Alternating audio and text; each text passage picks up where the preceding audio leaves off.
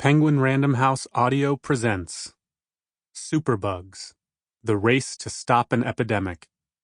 This is the author, Matt McCarthy.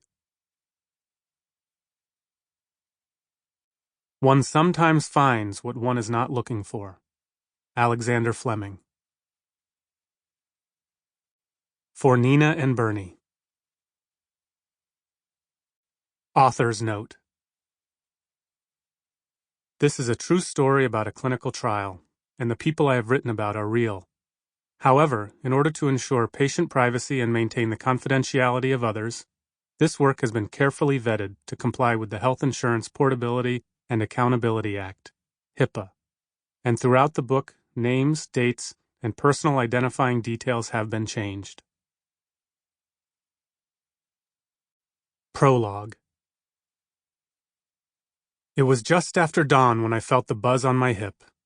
I broke stride, put down my coffee, and glanced at my pager. I was needed in the emergency room. It was 2014, an unseasonably warm October day, and the text induced a flurry of anxiety and excitement. After 11 years of training, I had accepted a position as a staff physician at New York Presbyterian Hospital, a tertiary care center on the Upper East Side of Manhattan, and a patient had just arrived with a perplexing infection, one that had stumped the team in the ER. A moment later, I was standing before a group of medical students and residents and my new patient. The young man writhing on the stretcher was an African-American mechanic from Queens named Jackson, with dark green eyes and a small Maltese cross tattooed onto his neck. He had been shot, and a large area surrounding the bullet, which was still lodged in his left leg, looked infected. As I peered into the jagged edges of the entry wound just above Jackson's knee, a student handed me a piece of paper. The printout revealed the results of a microbiological test, which caused my eyes to bulge.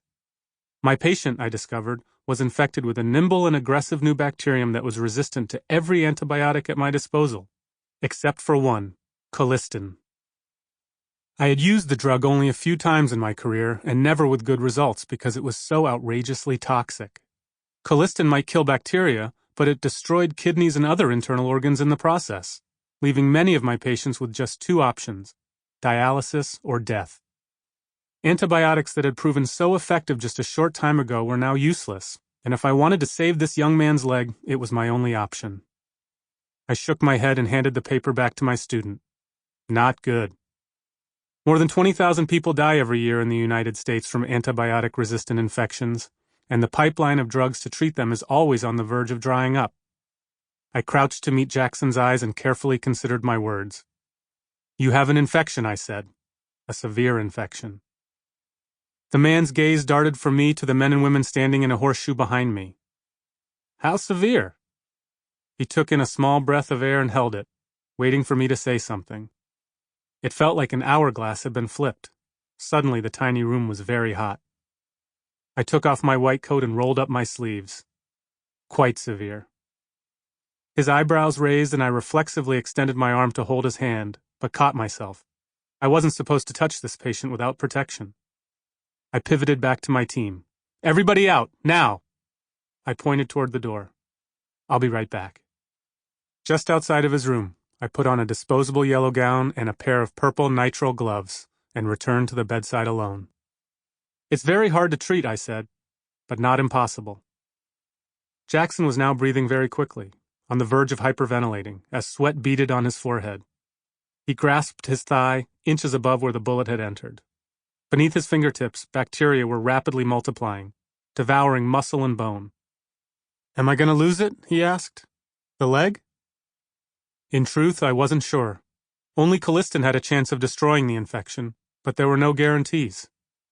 The last person I prescribed it to died 12 hours after she received it.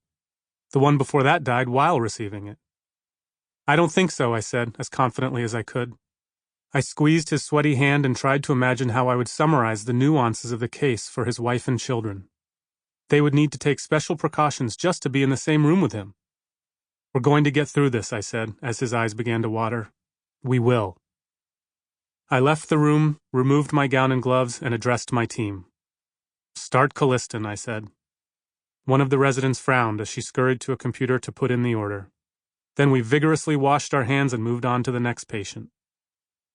When rounds were over, I walked across the hospital to the office of my research collaborator, Tom Walsh, director of the Transplantation Oncology Infectious Diseases Program.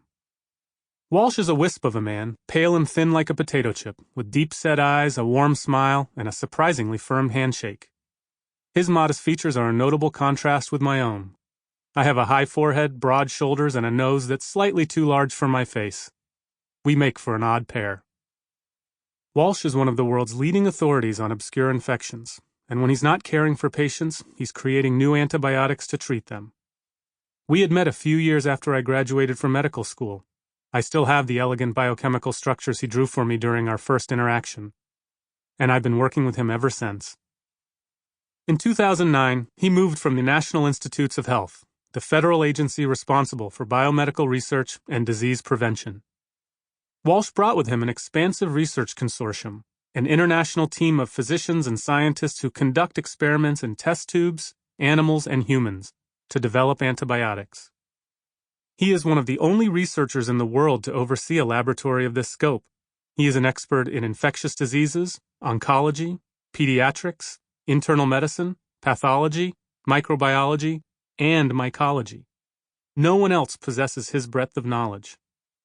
Not surprisingly, Big Pharma is eager to work with him. But Tom Walsh does so on his own terms. I once saw him quash a $50 million drug development initiative with 3 barely audible words. Would not pursue.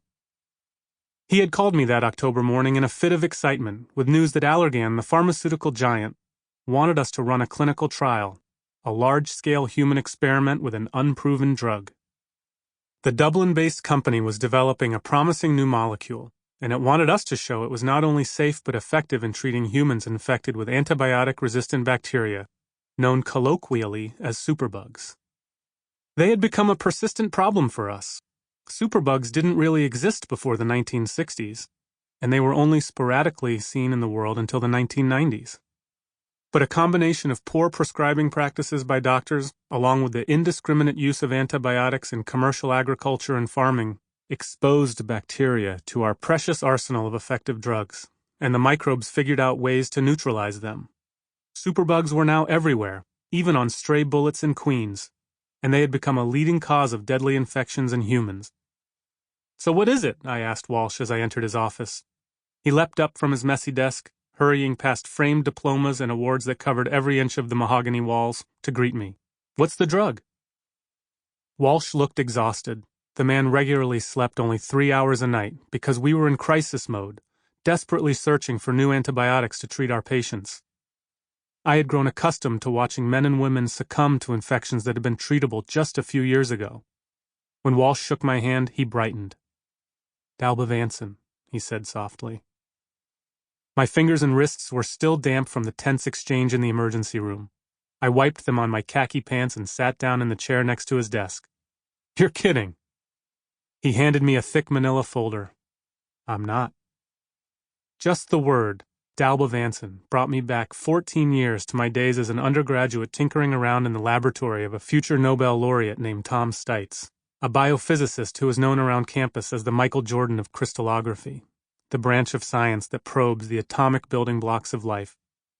Stites studied protein synthesis, an essential function of nearly all living things, and his discoveries led to all sorts of new drugs, including a handful of antibiotics related to dalbavancin, called Dalba for short. Like Tom Walsh, he was a visionary who could see drug development in ways that others couldn't. I connected with Dr. Stites through his son John, who happened to be my teammate on the Yale University baseball team. He and I were pitchers and biochemistry majors, and we were both drafted out of college to play professional baseball. John was selected by the Milwaukee Brewers in the 3rd round of the 2001 Major League Baseball draft, and I was taken the following year, in the 21st round, by the Anaheim Angels. We briefly thought we were destined for the big leagues. A year later, after a stint playing minor league baseball in Provo, Utah, I was cut by the Angels and exchanged my baseball mitt for a stethoscope. I enrolled at Harvard Medical School in the fall of 2003, moving to Boston around the time John gave up the game and went to Yale Law School. A few weeks after classes began, I attended a lecture by a young and charismatic infectious disease doctor named Paul Farmer, co-founder of the global nonprofit Partners in Health, and immediately knew what I wanted to do with the rest of my life. Sample complete. Ready to continue?